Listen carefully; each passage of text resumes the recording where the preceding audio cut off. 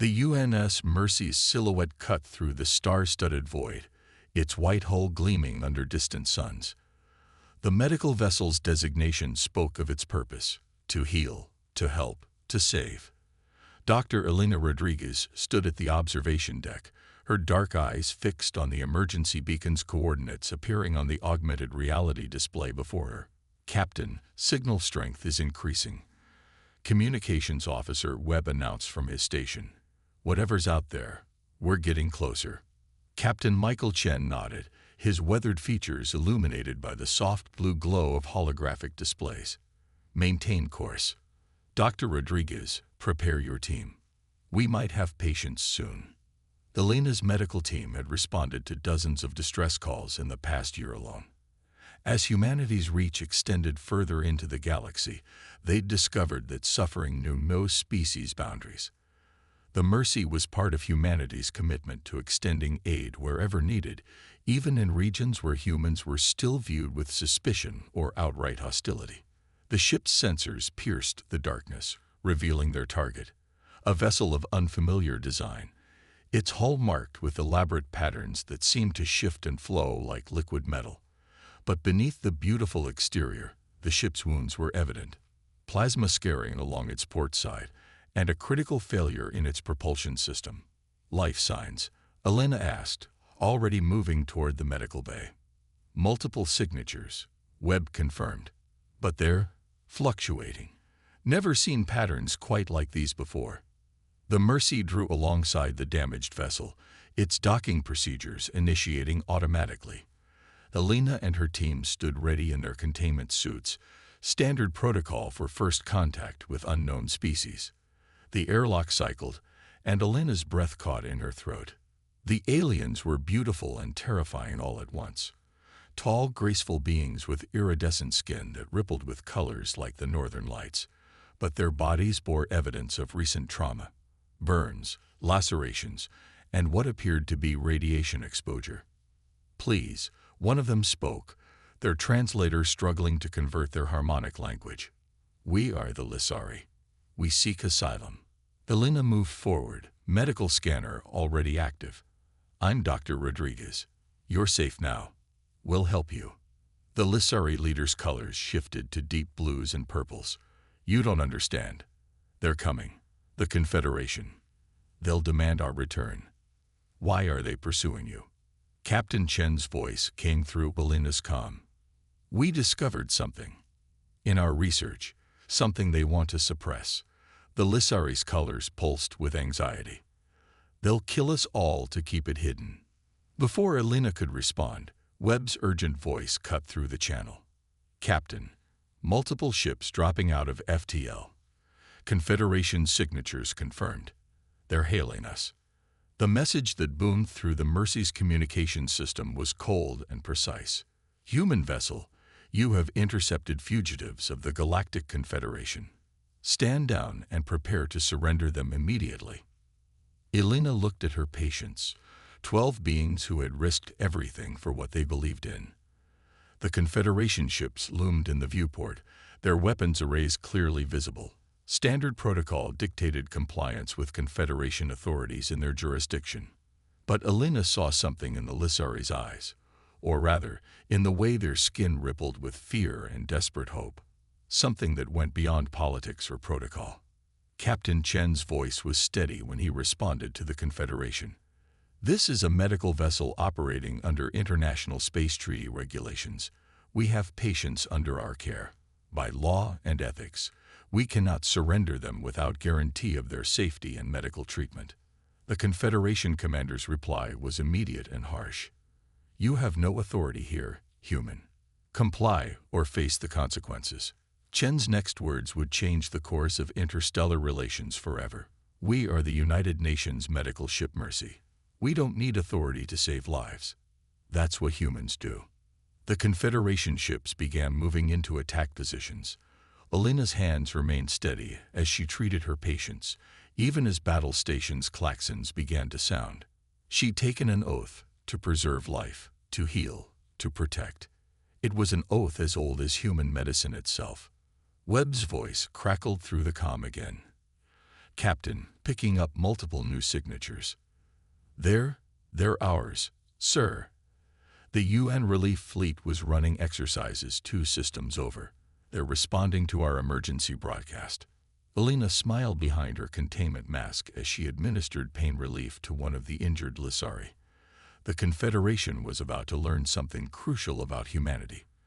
When humans said they would help, they meant it. The relief fleet dropped out of FTL in perfect formation. 12 ships, their hulls bearing the distinctive blue and white of the United Nations. Their message was simple. UNS Mercy, this is Admiral Santos.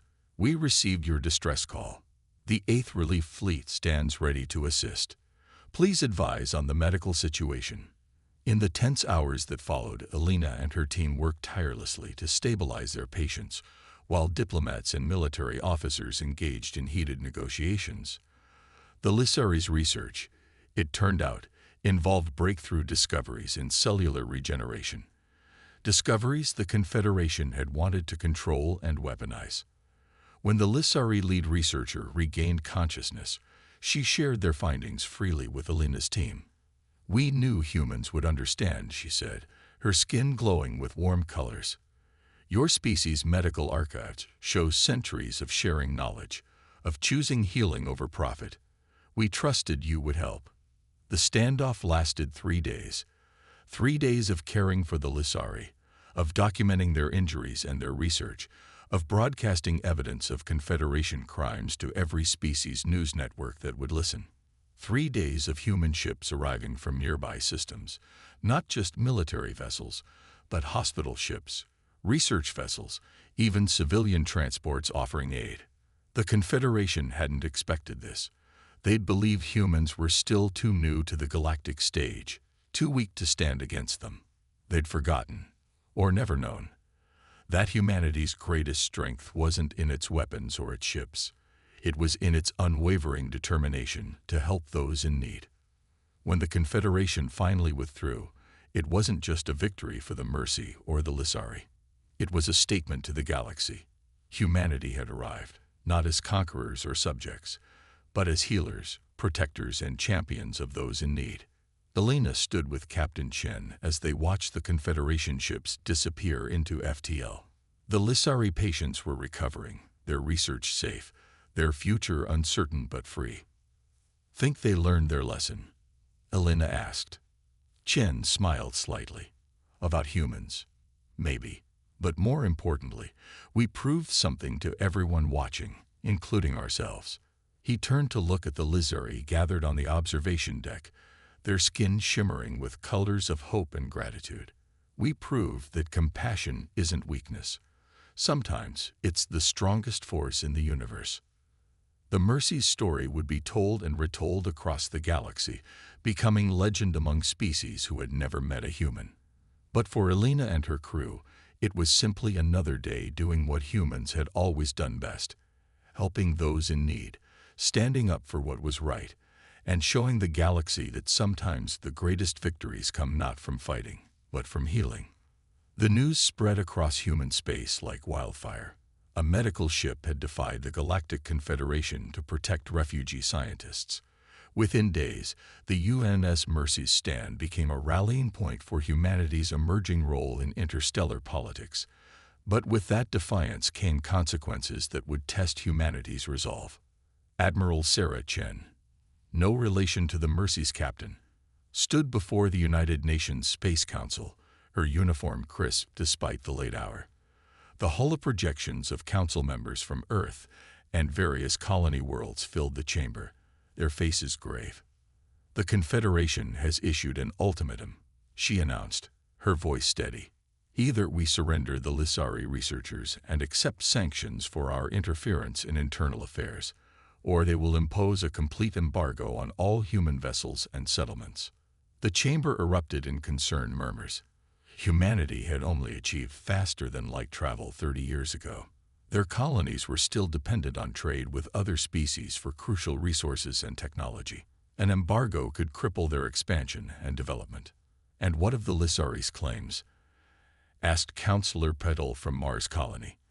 They're evidence of the Confederation's attempts to weaponize medical research, verified by 3 independent xenobiological institutes. Admiral Chen confirmed. The Lissari discovered a method of cellular regeneration that could save millions of lives across all species. The Confederation wanted to twist it into a biological weapon. Then we cannot give them up, declared Counselor Zhang from the Proxima colonies. But we must find a way to weather this storm. The Council's decision was unanimous. Humanity would stand by its principles, no matter the cost. But principles alone wouldn't feed colonies or fuel ships. They needed a plan. Back on the Mercy, now docked at the massive Unity station in orbit around Europa, Dr. Elena Rodriguez worked closely with the Lissari researchers. Their leader, who had introduced herself as Song of Dawn, proved to be brilliant and adaptable. Your cellular repair techniques, Elena marveled, studying the holographic models. They're revolutionary, but I see why the Confederation wanted them. In the wrong hands. Song of Dawn's skin rippled with dark colors of remembered fear. They would have used it to create soldiers who could regenerate from almost any injury. An unstoppable army.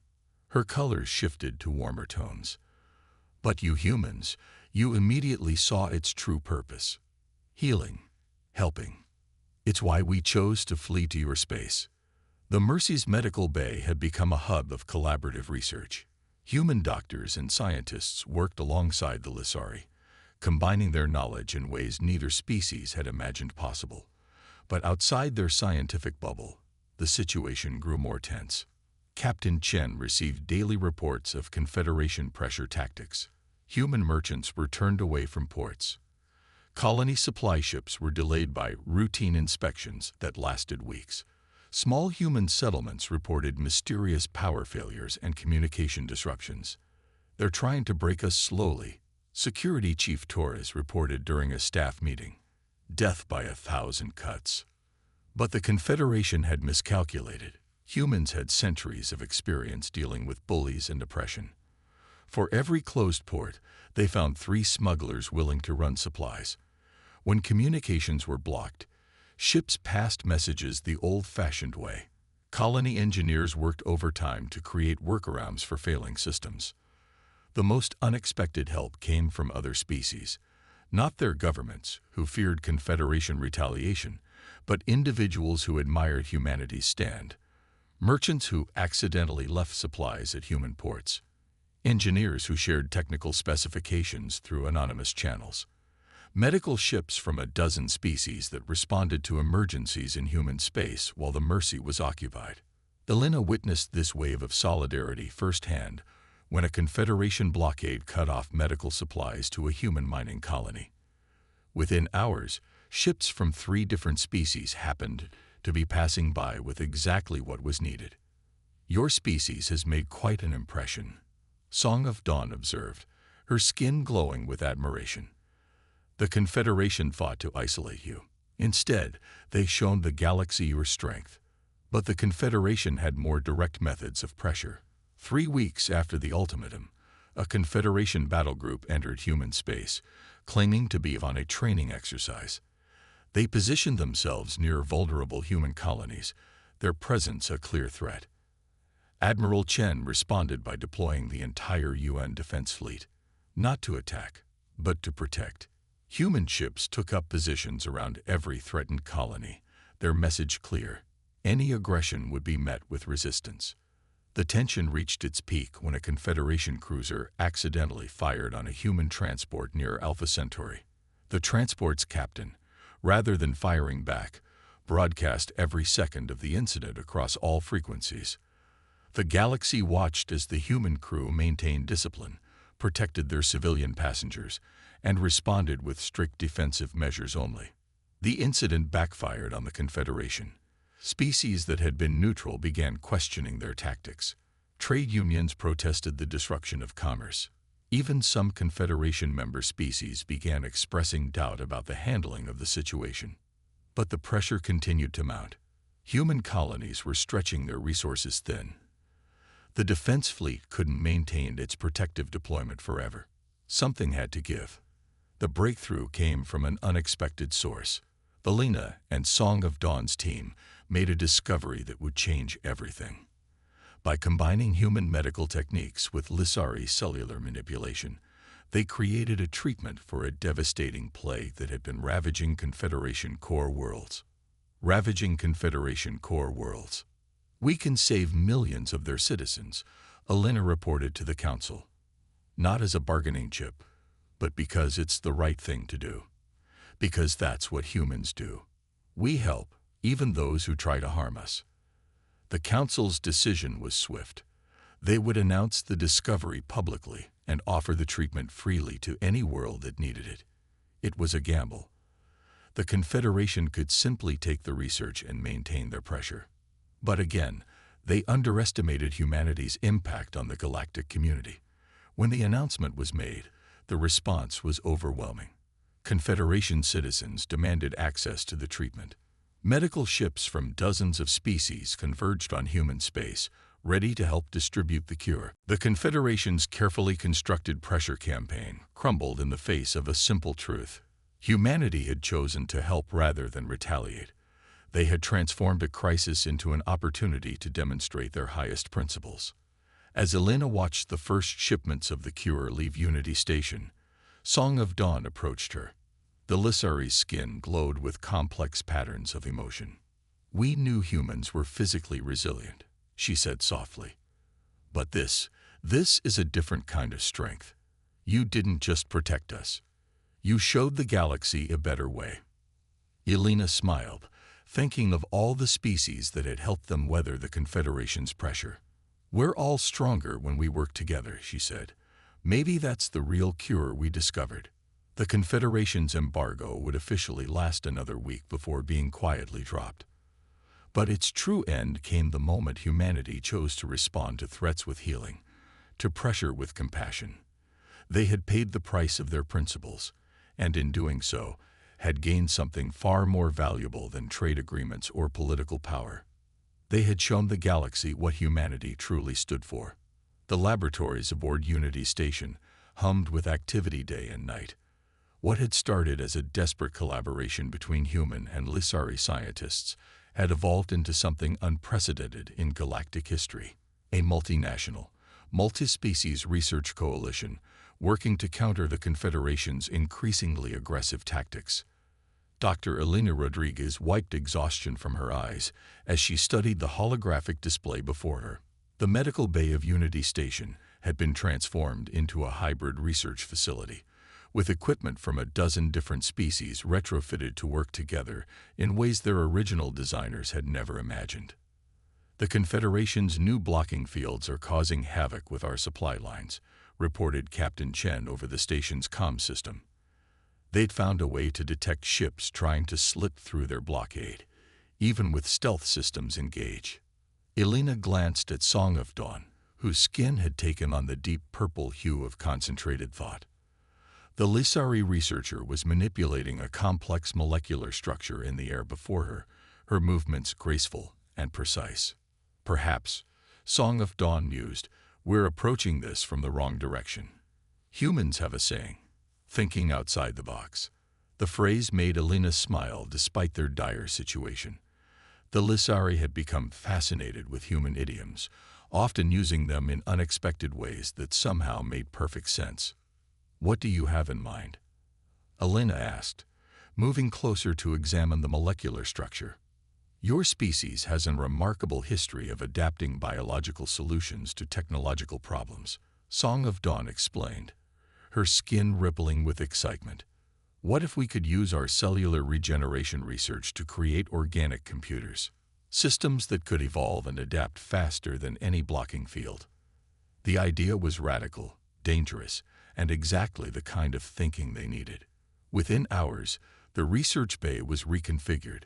Human biotechnology experts worked alongside Lissari cellular engineers, while representatives from other species contributed their own unique perspectives and technologies. A meridian crystal smith, whose species communicated through light patterns, suggested using bioluminescent compounds to create organic data transmission systems. A Vorn engineer, whose people had evolved in deep space environments, provided insights into radiation-resistant biological structures. The work was challenging, not just technically, but ethically. Every breakthrough had to be evaluated not just for its effectiveness, but for its potential for misuse. They were all too aware that their work could be weaponized, just as the Confederation had attempted with the original Lissari research. The key, Alina explained during one of their daily briefings, is to create systems that are inherently benign. We're not looking to break through the Confederation's blockade by force. We want to simply exist in harmony with it. The breakthrough came 3 weeks later, after countless failed attempts and sleepless nights. They called it the Symbiotic Communications Array, SKA for short. It was a hybrid of organic and technological components that could adapt to and work around blocking fields by mimicking natural space phenomena. The first test was conducted in secret, using a small supply shuttle equipped with prototype STA nodes. The shuttle approached a Confederation blockade point, its organic systems pulsing with artificial life. "They're scanning us," the shuttle pilot reported, tension evident in her voice. "But the SCA is responding. It's incredible. The blocking fields aren't just failing to detect us. They're actively ignoring us, like we're just another piece of background radiation." The success of the SCA was just the beginning. The collaborative environment fostered by the crisis led to more innovations. The Lissari cellular regeneration techniques were combined with human medical nanobots to create self-repairing hull materials. Meridian crystal technology was integrated with Born radiation handling systems to develop new forms of energy generation. But perhaps the most significant innovation wasn't technological at all. The crisis had forced different species to work together in ways they never had before, breaking down centuries of isolation and mistrust. Unity Station became a symbol of what was possible when species collaborated instead of competed. The Confederation, however, was not idle. Their agents had infiltrated several human colonies, attempting to sabotage the new technologies and sow discord among the allies. But again, humanity's historical experience proved valuable. Every resistance movement in human history has faced infiltrators, Security Chief Torres explained during an emergency meeting. The key isn't to become paranoid or restrictive. It's to build systems that are resilient enough to withstand sabotage. This led to another innovation, the development of decentralized research and production networks. No single facility held all the critical information or resources. Knowledge and materials were spread across multiple locations, connected by SKA networks that were virtually impossible to track or intercept. The Confederation's attempts at sabotage actually helped improve their systems. Each attack was studied, each vulnerability addressed. The organic computers evolved and adapted, becoming more resilient with each challenge. The self-repairing hull materials learned to recognize and counter new forms of damage. Elena found herself working increasingly closely with Song of Dawn and the other alien scientists. They had moved beyond mere collaboration into true synthesis, each bringing their species' unique perspectives to their shared challenges. "Humans have a gift," Song of Dawn observed one day, her skin glowing with warm colors of affection and respect. "You don't just solve problems, you transform them. Where others see obstacles, you see opportunities for growth." The truth of her words was demonstrated when the Confederation deployed a new weapon, a form of targeted radiation that could disrupt both conventional and organic systems. Instead of trying to block or counter the radiation, the human-led team found a way to harvest it, using modified versions of the Born radiation handling technology to convert the attack into usable energy. "It's like judo," Alina explained to a confused alien colleague, "using your opponent's strength against them. Sometimes the best defense isn't to resist force, but to redirect it." The Confederation's aggressive tactics were becoming increasingly costly and ineffective. Their blocking fields were circumvented by ships using SKA systems. Their sabotage attempts were turned into opportunities for improvement. Their new weapons became power sources for the very colonies they were trying to isolate. But the greatest victory came in an unexpected form. Other species, seeing the success of the collaboration on Unity Station, began establishing their own research cooperatives. The model of open sharing and ethical innovation spread across the galaxy, creating networks of knowledge and resources that the Confederation couldn't control or contain. Elena stood with Captain Chen and Song of Dawn, watching through Unity Station's observation dome as ships from dozens of species arrived and departed, carrying new technologies and ideas across the stars. "We never set out to start a revolution," Elena mused. "We just wanted to help people." "Perhaps that is why you succeeded," Song of Dawn replied, her skin shimmering with complex patterns of joy and wonder. "You showed the galaxy that true strength comes not from domination, but from cooperation, not from fear, but from hope." Captain Chen nodded, his expression thoughtful. "The Confederation thought they could isolate us, break us down. Instead, they forced us to build something stronger than they could have imagined." As if to emphasize his words, a new ship appeared from FTL Travel, a vessel of unfamiliar design, its hull incorporating elements of both organic and crystal technology.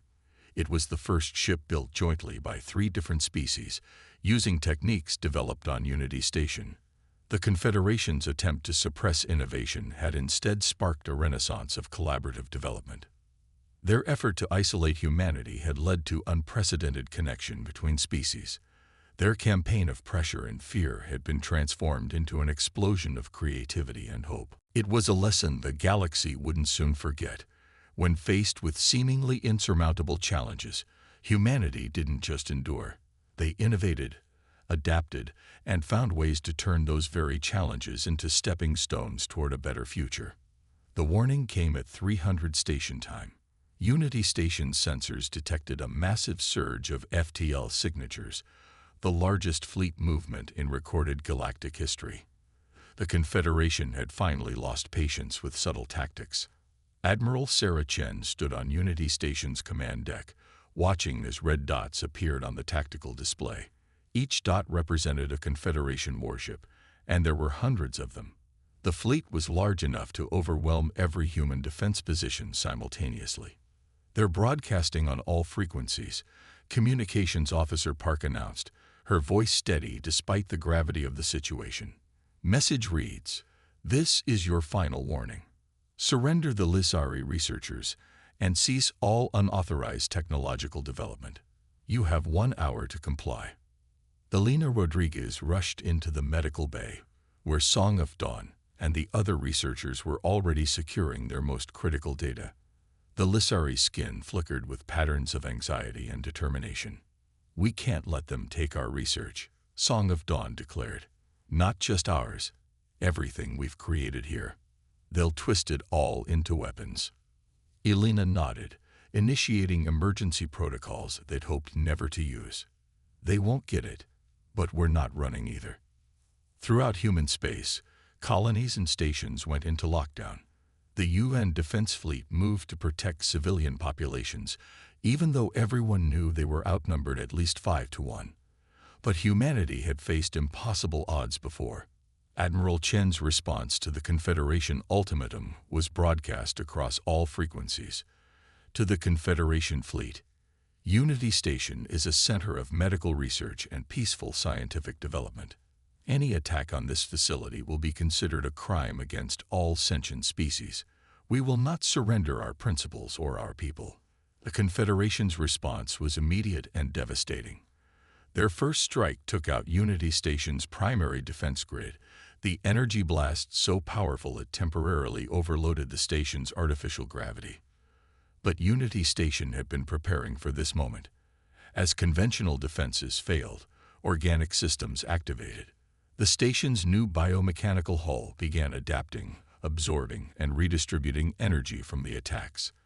CA networks maintained communications even as the Confederation tried to jam them. "All research teams, initiate Protocol Omega," Elena ordered through the organic comm system.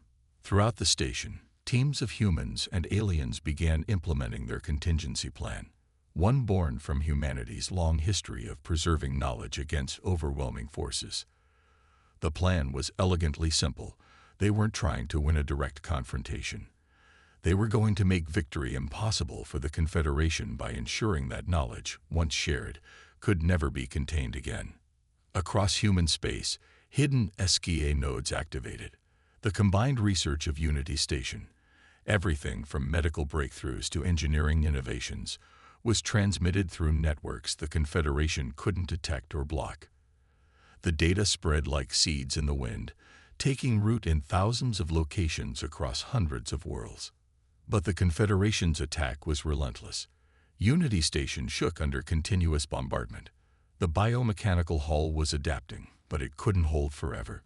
Emergency force fields flickered as power systems struggled to compensate.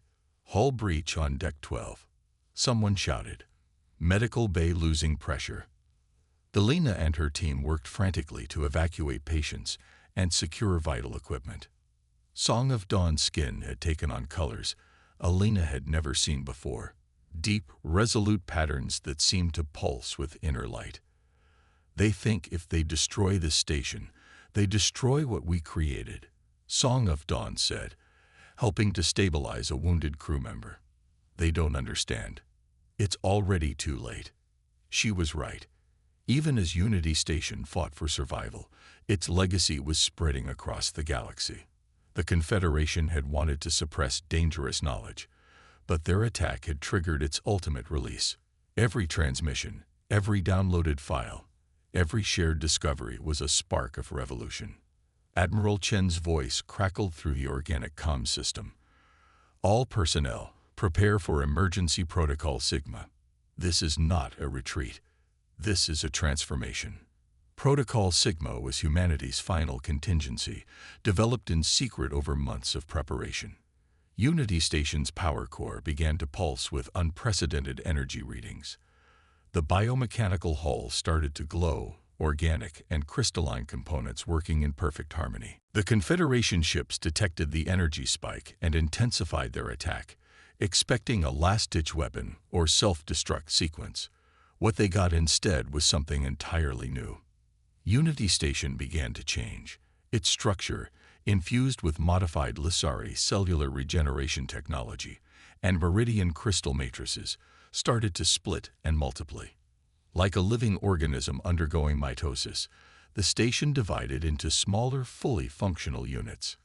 Impossible, the Confederation commander broadcast, all pretense of control gone from their voice. No structure of that size can sustain controlled fission. But Unity Station wasn't just a structure, it was the culmination of multiple species technologies working in harmony. Each fragment contained complete copies of their research, their innovations, their combined knowledge. And each fragment was now broadcasting that knowledge across the galaxy. The Confederation fleet's targeting systems couldn't keep up with the multiplying stations.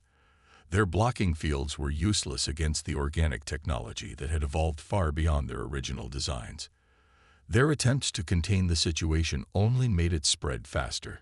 Elena found herself on one of the smaller stations, watching in awe as the original Unity Station completed its transformation. Song of Dawn stood beside her, the Lissari skin glowing with triumphant colors. "You humans," Song of Dawn said softly, "you never cease to amaze. When faced with destruction, you chose to multiply, to spread, to share." The Confederation fleet held position, their weapons powered but silent.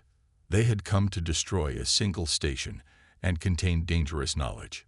Instead, they had witnessed the birth of something their rigid hierarchy couldn't comprehend, a truly decentralized network of innovation and cooperation. Admiral Chen's voice, transmitted simultaneously from multiple stations, delivered the final message to the Confederation fleet. Unity Station was never just a place. It was an idea, an example of what's possible when species work together freely and openly. You can destroy these stations, but you cannot destroy what we've created together. Knowledge, once shared, belongs to everyone. The Confederation fleet remained in position for several tense hours, but they had lost, and they knew it. Their mission to contain and control had been rendered obsolete by human ingenuity combined with alien wisdom. As the Confederation ships finally began to withdraw, Alina looked out at the field of smaller stations, each one a testament to humanity's greatest strength. Not their ability to fight, but their instinct to adapt, to share, to transform destruction into creation. "We did it," she said quietly. Song of Dawn's skin rippled with colors of joy and wonder. "No, Doctor. You did more than that. You showed the galaxy a new way forward. The Confederation wanted to prove that humanity was weak, that cooperation was dangerous. Instead, you proved that together, we are stronger than any force that tries to divide us." The legacy of that day would reshape galactic society. The network of mini-stations became known as the Unity Collective, centers of free research and innovation that no single power could control or suppress. And humanity, the species that had transformed defeat into unprecedented victory, earned a new reputation in the galaxy. They became known not as warriors or conquerors, but as innovators, collaborators, and transformers, the species that could take any challenge and turn it into an opportunity for growth. The species that, when pushed to their breaking point, didn't break at all. They evolved. 5 years after the Unity Station incident, as it came to be known, Dr. Alina Rodriguez stood before the newly established Galactic Scientific Council. The chamber, located in a space station that incorporated architectural elements from dozens of species, was filled with representatives from across known space, including, notably, several former Confederation worlds. The station's design itself told the story of what had changed. Its hull incorporated the biomechanical materials developed during the crisis. Its communication systems used the now widespread SCA technology. Even its meeting chambers featured the adaptive environmental systems that allowed different species to coexist comfortably. The Unity Collective has prepared its 5-year assessment. Alina began, her voice carrying clearly through the chamber's organic acoustics. What started as a desperate measure to preserve knowledge has evolved into something none of us could have predicted. The holographic display activated, showing a galaxy map dotted with thousands of points of light, each one a research station or collaborative center that had grown from the original Unity Station fragments. The networks between them pulsed with constant streams of data, research, and innovation. Song of Dawn, now serving as the head of the Xenobiological Research Division, stepped forward. Her skin displayed the complex color patterns that had become familiar to humans, the signature of deep satisfaction and pride. In 5 years, she announced, the free exchange of knowledge and technology has advanced galactic medicine by an estimated 50 years. The cellular regeneration techniques that the Confederation once sought to weaponize are now treating diseases across 1,000 worlds. The achievements were remarkable. The combination of human creativity, Lissari cellular manipulation, Meridian crystal technology, and contributions from countless other species had led to breakthroughs that would have been impossible in isolation. But the real revolution wasn't technological, it was social. The old model of species competing and hoarding knowledge had been replaced by something new. The Unity Collective had proved that cooperation didn't just work, it was vastly more effective than competition. Even the remnants of the Confederation had been forced to adapt or become obsolete. But perhaps our greatest achievement, Alina continued, has been the emergence of what we now call fusion innovation. The organic development of new solutions that don't belong to any one species, but emerge from true collaboration. The display shifted to show examples. Ships that combined organic and crystal technologies, medical treatments that fused different species healing techniques, communication systems that worked across previously incompatible biological and technological frameworks. Captain Chen, now Admiral Chen, spoke next. His years commanding Unity Station had earned him a place on the council. 5 years ago, we faced a choice between surrender and destruction. Instead, we found a third option: transformation, not just of our technology, but of how species interact. The evidence was everywhere. Mixed species research teams had become the norm. The rigid hierarchies of the past had given way to fluid networks of cooperation. Even trade and diplomacy had been transformed, as species found new ways to complement each other's strengths. The Confederation believed that sharing advanced knowledge would lead to chaos, Alina noted. Instead, it has led to unprecedented stability. When species work together openly, the temptation to weaponize discoveries diminishes. Innovation becomes a path to mutual benefit rather than advantage. The data supported her words. Interspecies conflicts had dropped to historic lows. Technological advances were being used predominantly for peaceful purposes.